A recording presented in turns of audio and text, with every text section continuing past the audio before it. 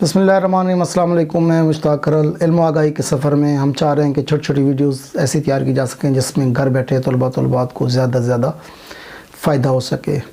इसमें बाज़ तलबा और तलबात ने ये डिमांड की थी कि मैस मीडिया थ्योरीज़ उर्दू में वेब पे मौजूद नहीं है, तो इस सिलसिले में कुछ लेक्चर तैयार किए। मैं हत्तुल इम्कान कोशिश कर रहा हूँ कि उनकी कुछ ना कुछ ज़रूरियात को पूरा कर सकूं।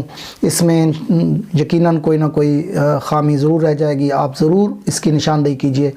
मज़ीद बेहतर से बेहतर हम इसको वीडियो को तैयार करने की कोशिश करेंगे।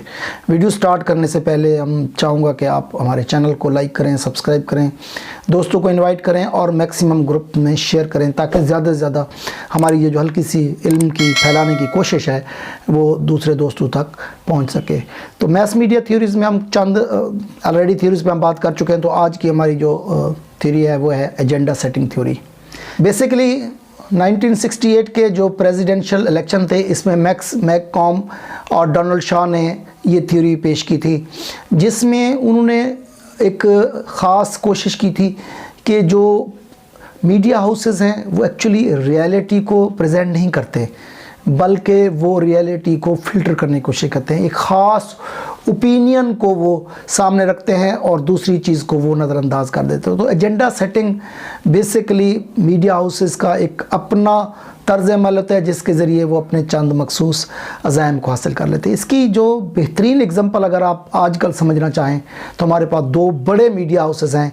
आपको एक जियो मीडिया ग्रुप है हमारे पास और दूसरा ARY मीडिया ग्रुप है। अगर इनके दोनों के एजेंडा सेटिंग की बात कर लें तो एक ग्रुप जो है वो प्रो गवर्नमेंट है और दूसरा एंटी गवर्नमेंट चल रहा है। तो जो प्रो गवर्नमेंट है इस वक्त वो ARY ग्रुप चल रहा है और जियो जो है वो एंटी गवर्नमेंट चल रहा है। तो इनका एजेंडा सेटिंग इस तरह होता है कि वो जो जिस इंसिडेंट को भी उठाएंगे, जिस वाक़े को भी उठाएंगे, जिस प्रेस कॉन्फ्रेंस को, जिस रियलिटी को भी उठाएंगे, वो अपने मकासद के लिए उसमें से वो हिस्सा उठा लेंगे जो वो अपने एजेंडे के थ्रू अपनी पब्लिक तक पहुँचाने की कोशिश करेंगे।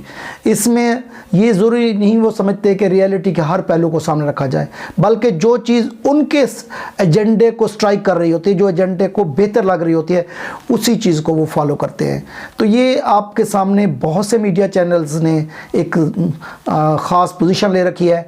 कुछ प्रो गवर्नमेंट हो गए हैं, कुछ एंटी गवर्नमेंट हैं, कुछ लेफ़्ट हैंड का साथ दे रहे हैं, कुछ राइट हैंड का साथ दे रहे हैं। तो ये ख़ास एजेंडे के तहत और उन्हीं न्यूज़ एलिमेंट्स की वो कवरेज करेंगे जो उनके मतलब की होंगी, जो उनके एजेंडे के मुताबिक होंगी, और बाकी जो चीज़ें होंगी वो उसको नज़रअंदाज कर देंगे। तो इसमें हम ये नहीं कह सकते कि जो मीडिया हाउसेस हैं वो 100% रियलिटी को डिपेंड करते हैं। रियलिटी की बात हम यहाँ नहीं कर रहे।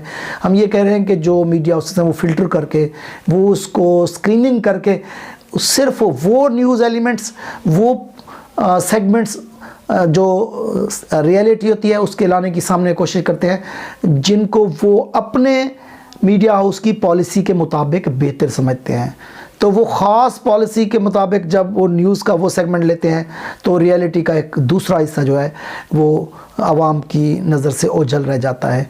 तो ये उस वक्त तक तो बहुत ज़्यादा इफ़ेक्टिव थी जब मीडिया हाउसेस में इतना कंपटीशन नहीं था। चंद मीडिया हाउसेस थे और उसमें जो इलेक्शन कैंपेन होती थी ख़ास तौर पर, उन्हीं इलेक्शन कैंपेन का वो फ़ायदा उठाते थे और अमेरिका के अंदर भी ऐसा हुआ। अगर हम PTI की गवर्नमेंट की बात कर लें तो इसमें भी अगर देखा जाए तो पीछे जो इनकी गवर्नमेंट की फॉर्मेशन में बहुत बड़ा रोल है वो मीडिया एजेंडा सेटिंग का है। तो बहुत से मीडिया हाउसेस ऐसे थे जो घंटों घंटों इमरान खान के जो धरना था उसकी कवरेज करते थे और बाद में उन्होंने तब्दीली के नारे को इस हद तक अवाम में मकबूल कर दिया कि लोग इस बात से बिल्कुल कतई नज़र इस रियलिटी से हट गए कि आया कि इनके पास टीम है, आया कि ये लोग काम कर सकेंगे, आया कि इनके पास एक्सपीरियंस है या नहीं है। लोग उस नारे के पीछे भाग पड़े। क्यों? कि मीडिया ने एक एजेंडा सेट कर लिया था कि आपने पब्लिक ओपिनियन को चेंज करना है, और पब्लिक ओपिनियन को इस हद तक वो चेंज करने में कामयाब हो गए कि हर तरफ तब्दीली के नारे लगने लग गए। दूसरी जो रियलिटी के एस्पेक्ट्स हैं उनको बिल्कुल इग्नोर कर दिया गया। वो रियलिटी के एस्पेक्ट्स ये थे, क्या आया कि आने वाली हुकूमत इन तमाम चैलेंजेस का सामना कर सकेगी? क्या इमरान खान साहब इतने बड़े फैसले कर सकेंगे? लेकिन ऐसा नहीं हुआ। अब वही मीडिया हाउसेस जिन्होंने ख़ास एजेंडे के तहत तब्दीली के नारे को प्रमोट किया था, आज वही तब्दीली का रोना रो रहे हैं और उसके ख़िलाफ़ बोल रहे हैं। लेकिन पब्लिक कंफ्यूज है कि आया कि उनकी पिछली बातों को दुरुस्त माना जाए या अब की बातों को दुरुस्त माना जाए। तो ये थ्योरी इस वक्त इतनी ज़्यादा वैलिड इसलिए नहीं है कि अब आवाम के पास मल्टीपल चॉइसेस हैं, मीडिया हाउसेस भी बहुत ज़्यादा है और फिर ये चेंज होने में भी वक्त नहीं लगता। तो चंद अरसे पहले इमरान खान साहब की स्टेटमेंट्स कुछ और थी, अब कुछ और हैं। चंद अरसा पहले कुछ मीडिया हाउसेस की स्टेटमेंट्स कुछ और थी, अब कुछ और हैं। तो पब्लिक कंफ्यूज है कि इनमें से कौन सी चीज़ सही है, कौन सी चीज़ गलत है। तो मीडिया सेटिंग में अब जो चीज़ नुकसान दे रही है वही जो हम पहले बात कर चुके हैं, यूजेस एंड ग्रेटिफिकेशन थ्योरी। क्योंकि पब्लिक अब वो चीज़ देखना चाहती है जो वो खुद पसंद करती है, वो चीज़ नहीं देखना चाहती जो मीडिया अपना एजेंडा सेट करता है।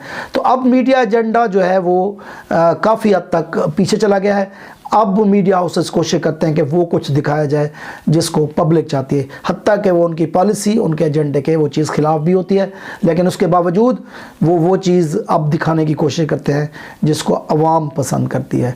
तो एक लिहाज से कह सकते हैं कि एजेंडा सेटिंग थ्योरी अब दम तोड़ती जा रही है। इसमें जो ज़्यादा डोमिनेंट थ्योरी आ रही है वो है यूजेस एंड ग्रेटिफिकेशन थ्योरी। उम्मीद है आपको हमारी ये वीडियो पसंद आएगी। आप हमें सजेशन दें कि हम किस तरह अपनी मज़ीद वीडियोज़ को बेहतर कर सकते हैं। अपना अपने दोस्तों का बहुत ख्याल रखिएगा। अस्सलाम।